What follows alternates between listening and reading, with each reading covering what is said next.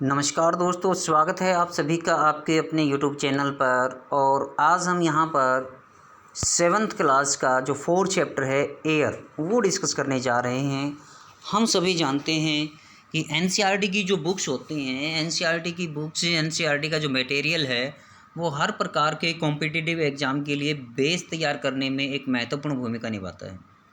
हम चाहे किसी बोर्ड एग्ज़ाम की तैयारी कर रहे हों या फिर किसी कॉम्पिटिटिव एग्ज़ाम की तैयारी कर रहे हों, उन सभी के लिए ये जो है एक बेस की जो काम करता है।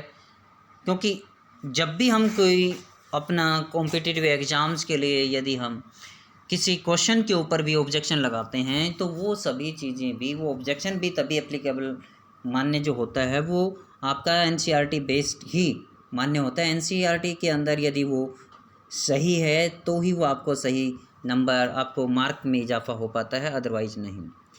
तो चलिए आज हम अपने पृथ्वी के बारे में, जो एयर है, एयर के बारे में डिस्कस करने जा रहे हैं। एयर है क्या, उसके बारे में जानेंगे। एयर किन किन चीज़ों से मिलकर बना है, उसके बारे में डिस्कस करेंगे। देखिए, our earth is surrounded by a huge blanket of air called atmosphere. हमारी जो पृथ्वी है, हमारी पृथ्वी एक वायुमंडल रूपी एक ब्लैंकेट से कवर्ड है। और ये जो वायुमंडल रूपी ब्लैंकेट है, इसी को हम क्या बोलते हैं, वायुमंडल बोलते हैं। एटमॉस्फेयर है, एक ह्यूज ब्लैंकेट है, वायु का एक आवरण है। हमारी पृथ्वी चारों ओर से एक वायु का आवरण इसको घेरे हुए है, इसी को हम क्या बोलते हैं, वायुमंडल बोलते हैं। All living beings on the earth depend on the atmosphere for their survival. इस धरती पर रहने वाला प्रत्येक जीव, चाहे कोई जानवर है, चाहे इंसान है, पेड़ पौधे हैं, ये सभी अपने जीवन के लिए वायुमंडल पर निर्भर करते हैं। It provides us the air we breathe and protect us from the harmful effects of the sun's rays. जो सूर्य की हानिकारक किरणें हैं, उनसे हमारी रक्षा करता है।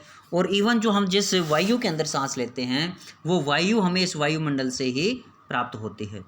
Without this blanket of protection, बिना इस सुरक्षात्मक कंबल के हम we would be baked alive by the heat of the suns during the day and get frozen during night। यदि ये ब्लैंकेट नहीं होता, ये प्रोटेक्शन रूपी जो ब्लैंकेट है ये नहीं होता, तो उस दिन के समय सूर्य की जो स्कॉर्चिंग सनलाइट होती है उससे हम झुलस जाते।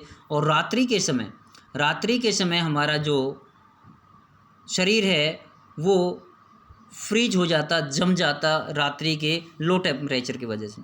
सो it is this mass of air that has made the temperature on the earth liveable.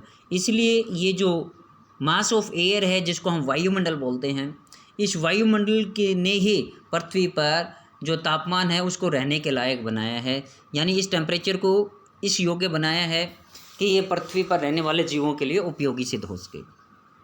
अब कंपोजिशन ऑफ द एटमॉस्फेयर, यानी वायुमंडल किन किन चीज़ों से बना है या वायुमंडल किन चीज़ों का मिक्सचर है।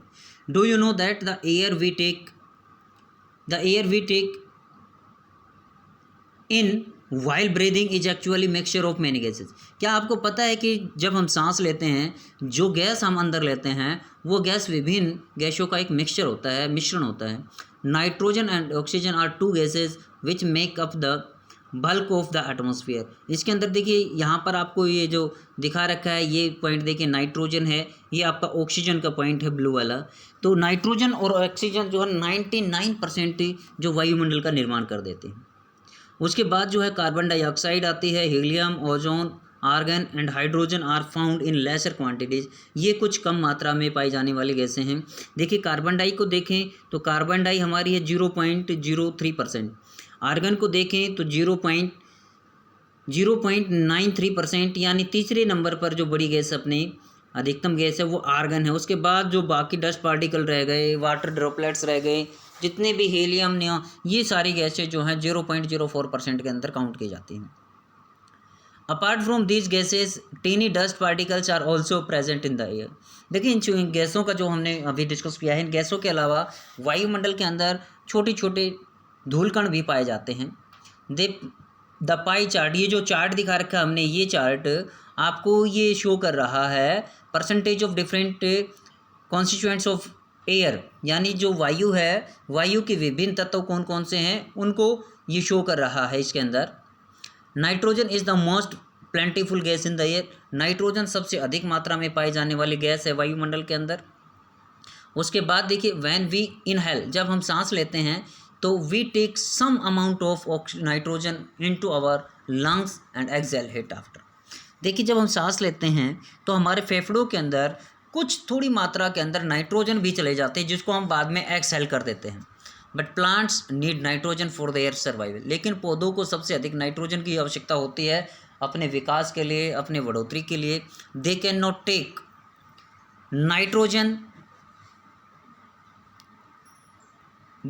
Nitrogen directly from the air. ये डायरेक्टली जो एयर है वायुमंडल से डायरेक्ट वायु इसको नाइट्रोजन को नहीं ऑब्जर्व करते हैं। इसके अंदर कुछ बैक्टीरियाज होते हैं that live in the soil, जो कि मिट्टी में पाए जाते हैं, and roots of the some plants, और कुछ पौधों की जड़ों में भी ये बैक्टीरियाज पाए जाते हैं। They take nitrogen from the air, ये वायु से नाइट्रोजन को लेते हैं, एंड एक्सचेंज इट फॉर्म, और इसकी जो फॉर्म होती है, इसके जो रूप होता है उसको परिवर्तित कर देते हैं, so that plants can use it, ताकि पौधे उसको यूज कर सकें, उसका इस्तेमाल कर सकें। Oxygen is the second most plentiful gas in the air. Oxygen दूसरी जो सबसे अधिक मात्रा में पाई जाने वाली वायुमंडल के अंदर गैस है, जो कि यदि एग्जैक्ट देखा जाए तो ये 20.83% के आसपास है। वैसे कंबाइनली हम इसको 21% बोल देते हैं। Humans and animals take oxygen from the air as they breath.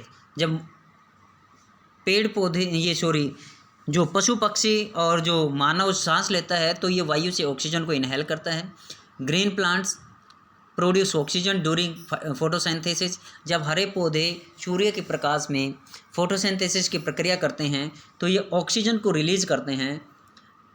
In this way oxygen content in the air remains constant, जिसकी वजह से यानी पौधे फोटोसिंथेसिस के देने यानी प्रकाश संश्लेषण के दौरान ऑक्सीजन रिलीज करते हैं तो वायुमंडल में ऑक्सीजन की मात्रा जो है वो लगातार बनी रहती है। If we cut trees then this balance gets disturb. यदि हम पेड़ पौधों को काटते रहे तो वायुमंडल का ऑक्सीजन का जो लेवल है वो इस प्रकार से डिस्टर्ब हो जाएगा, इम्बैलेंस हो जाएगा। उसके बदले में पेड़ पौधे जब हम ऑक्सीजन रिलीज कर रहे हैं तो पेड़ पौधे अपना भोजन किस तरह से बनाते हैं वो देखिए। Carbon dioxide is another important gas. वायुमंडल में पाई जाने वाली कार्बन डाइऑक्साइड गैस है, ये आर्गन के बाद चौथे नंबर पर गैस पाई जाती है। Green plants use carbon dioxide to make their food and release oxygen. जब हरे पौधे सूर्य के प्रकाश में अपने भोजन बनाते हैं तो उस समय ये ऑक्सीजन को रिलीज करते हैं और कार्बन डाइऑक्साइड को एब्जॉर्ब करते हैं। ह्यूमन्स और animals release of carbon dioxide, जबकि मानव और जो पशु पक्षी हैं ये जो हैं ये कार्बन डाइऑक्साइड गैस को रिलीज करते हैं, पेड़ पौधे इसको एब्जॉर्ब करते हैं। The amount of carbon dioxide released by humans और animals seems to be equal to the amount used by plants which make a perfect balance. देखिए पेड़ पौधों जीव जंतुओं द्वारा और मानव के द्वारा जो कार्बन डाइऑक्साइड रिलीज की जाती है और जो कार्बन डाइऑक्साइड पेड़ पौधों के द्वारा एब्जॉर्ब की जाती है, इनकी मात्रा लगभग एक समान है, जिसकी वजह से ही आज वायुमंडल के अंदर जो ऑक्सीजन है या वायुमंडल का जो बैलेंस है वो बना हुआ है। However the balance is upset by burning of fuels. लेकिन ये जो बैलेंस है, ये जो संतुलन है, ये मानव द्वारा विभिन्न प्रकार के ईंधनों के जलाने से ये जो है बैलेंस इम्बैलेंस होता जा रहा है, असंतुलित होता जा रहा है। Such as coal and oil, जिसके अंदर जो अपने फॉसिल फ्यूल्स हैं इनमें, जिसमें कि कोयला और जो पेट्रोलियम है, तेल है, ये सबसे अधिक मानव के द्वारा यूज किए जाते हैं, जिससे हमारा जो बैलेंस है ये इम्बैलेंस असंतुलित होता जा रहा है। They add billions of tons of carbon dioxide into the atmosphere each year. ये प्रत्येक वर्ष कोयला और जो तेल है ये प्रत्येक वर्ष वायुमंडल में लाखों टन कार्बन डाइऑक्साइड जो है वो रिलीज कर देते हैं। The increase volume of carbon dioxide is affecting the earth's weather and climate. और ये बढ़ती हुई जो कार्बन डाइऑक्साइड है इसने धरातल के साथ साथ पृथ्वी का जो मौसम है और जो वातावरण है उसको बहुत अधिक प्रभावित किया है, जिससे कि मानव के लिए जो है सबसे बड़ी समस्या जो ग्लोबल वार्मिंग की समस्या है वो मानव के समय या पूरे विश्व के सामने खड़ी हो गई है, जिसके लिए समय समय पर विभिन्न जो गवर्नमेंट एजेंसीज हैं या यूएन एजेंसीज हैं वो समय समय पर विभिन्न प्रकार की कॉन्फ्रेंसेस करके, जिसका कि एक एग्जांपल आप रियो डी जेनेरो 1992 का भी एग्जांपल ले सकते हैं, जिसके अंदर विभिन्न प्रकार की सरकारों के द्वारा एजेंडा 21 अडॉप्ट करने के बारे में शपथ पत्र लिया गया था।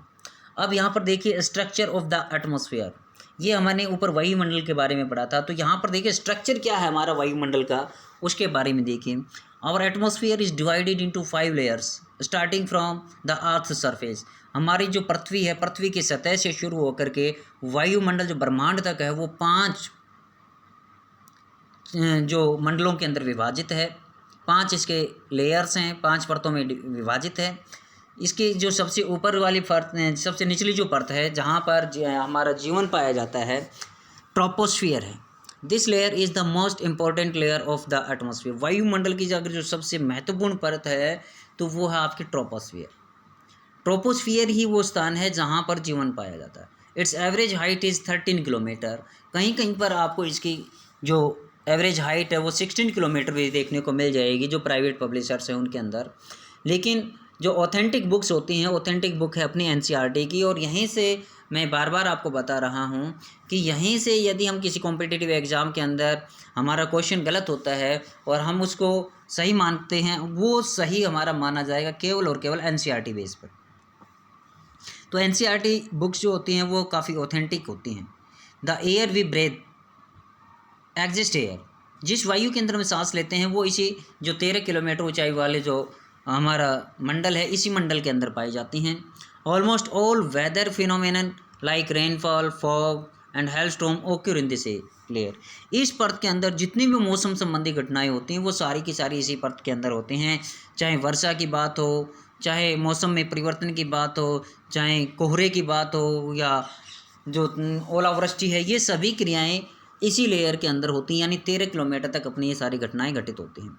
उसके बाद आता है आपका स्ट्रेटोस्फियर। स्ट्रेटोस्फियर जो आपके शोभ मंडल है या ट्रोपोस्फियर है, इससे ऊपर की जो परत होती है वो आपकी स्ट्रेटोस्फियर कहलाती है। Above the stratosphere, above the troposphere यानी शोभ मंडल से ऊपर lies to a height of 50 kilometer, यानी ये 50 किलोमीटर की ऊंचाई तक इसका विस्तार है। This layer is almost free from clouds and associated weather phenomenon making conditions most ideal for flying aeroplanes. देखिए इस मौसम के अंदर, ये से लेयर के अंदर मौसम संबंधी किसी प्रकार की कोई घटना घटित नहीं होती है, जिसकी वजह से ये लेयर जो है ये प्रमुख रूप से वायुयान उड़ाने के लिए सबसे उपयोगी मानी जाती है। जो आपके स्ट्रेटोस्फियर जो है इसके अंदर किसी भी प्रकार की मौसम संबंधी कोई घटना नहीं घटित होती है। One important feature of it contains a layer of ozone gas. इसकी जो सबसे महत्वपूर्ण विशेषता क्या है कि इसके अंदर ओजोन गैस की एक परत है जो कि सूर्य से आने वाली हानिकारक किरणों से हमें प्रोटेक्ट करती है। We have just learned how it protect us from the harmful effect of the sun rays. जो सन रेज होती हैं, अल्ट्रा वायलेट रेज, पराबैंगनी किरणें, उनसे अगर हमारी कोई परत रक्षा करती है तो वो है स्ट्रेटोस्फियर। स्ट्रेटोस्फियर के अंदर ओजोन होता है, ओजोन लेयर होती है, और जिसका कि फॉर्मूला O3 होता है। उसके बाद जो हमारी मध्यम आती है मेसोस्फियर, जिसको मध्यमंडल बोला जाता है। This is the third layer of the atmosphere. ये वायुमंडल की तीसरी परत है। It lies above the stratosphere. Stratosphere के ऊपर उत्तर में पाई जाती है। It extends up to the height of 80 kilometre. 80 kilometre तक इसकी ऊंचाई पाई जाती है। Meteoroids burn up in this layer on entering from space. ब्रह्मांड से आते ही जो उल्कापिंड होते हैं वो उल्कापिंड मेसोस्फियर में प्रवेश करने पर जल उठते हैं। तो इस स्फीयर के अंदर क्या विशेषता है कि वायुमंडल में से जो उल्कापिंड चलते हैं, वायुमंडल के जो उल्कापिंड निकलते हैं, इस मंडल में आकर घर्षण की वजह से ये जल उठती हैं, जिससे कि हमें आसमान में रात्रि के समय आपको एक तारा, टूटता हुआ तारा भी जिसको बोलते हैं, वो क्रिया आपको समझ में आ गई होगी यहाँ पर। उसके बाद है थर्मोस्फियर। ये है आपका तापमंडल। In thermosphere temperature rises very rapidly with increasing height. जैसे जैसे ऊंचाई बढ़ती जाती है तापमान बड़ी तेज गति से बढ़ता है। Ion spheres is a part of this layer. इस स्फीयर का या इस मंडल का एक दूसरा नाम भी है आयन मंडल। आयन स्फीयर भी इसको बोला जाता है क्योंकि इसमें आयंस होते हैं। इट एक्सटेंड्स बिटवीन, इसकी जो ऊंचाई है वो देखिए बिटवीन 80 किलोमीटर टू 400 किलोमीटर। इसकी जो ऊंचाई है वो 80 किलोमीटर से लेकर के 400 किलोमीटर इसकी ऊंचाई है। This layer helps in the radio transmission. और इसकी लेयर की जो सबसे महत्वपूर्ण इम्पोर्टेंस है वो ये है कि इसके ये जो लेयर है ये वायुमंडल के अंदर जो रेडियो तरंगें होती हैं उन तरंगों को वापस पृथ्वी की तरफ ट्रांसमिट कर देती हैं, जिसकी वजह से हम रेडियो पर, टीवी पर विभिन्न प्रकार के कार्यक्रम को देख और सुन सकते हैं। In fact, radio waves transmitted from the earth are reflected back to the earth by this layer। इस परत से जो रेडियो तरंगों का परावर्तन जो हमारे सैटेलाइट्स होते हैं उनके द्वारा किया जाता है, वो वापस इस मंडल से टकराकर पृथ्वी की तरफ परावर्तित हो जाते हैं और वहाँ से सिग्नल प्राप्त करके ये हमारे जो सैटेलाइट्स हैं ये फिर विभिन्न प्रकार के जो प्रोग्राम्स होते हैं उनको रेडियो तक संचालित करते हैं, टीवी तक संचालित करते हैं, ब्रॉडकास्ट करते हैं। उसके बाद जो आती है वो आपकी एक्सोस्फीयर, जिसको बाह्यमंडल भी बोला जाता है। Exosphere the upper most layer of the atmosphere, ये वायुमंडल की सबसे ऊपरी परत होती है। इज़ नोन एज एक्सोस्फीयर, इसलिए इसको बाह्यमंडल भी बोला जाता है। This layer has very thin air, इस मंडल के अंदर वायु का जो स्ट्रक्चर है वो बहुत ही महीन है, बारीक है, पतला है। Light gases like helium and hydrogen float into the space from here, और यहीं पर जो है जो हल्की गैसों का ये एक तरह से देखा जाए तो जोन है, यहाँ पर हीलियम और हाइड्रोजन जैसे गैसें जो हैं तैरती रहती हैं वायुमंडल के अंदर। तो आज हमने इसके बारे में जाना, ये अपने विभिन्न वायुमंडल के जो 5 आपकी परतें हैं उनके बारे में जाना। नेक्स्ट वीडियो के अंदर हम जो डिस्कस करेंगे वो वेदर क्या है, क्लाइमेट क्या है और इनको प्रभावित करने वाले कौन कौन से फैक्टर्स हैं उनके बारे में डिस्कस करेंगे। तब तक के लिए thank you, have a nice day.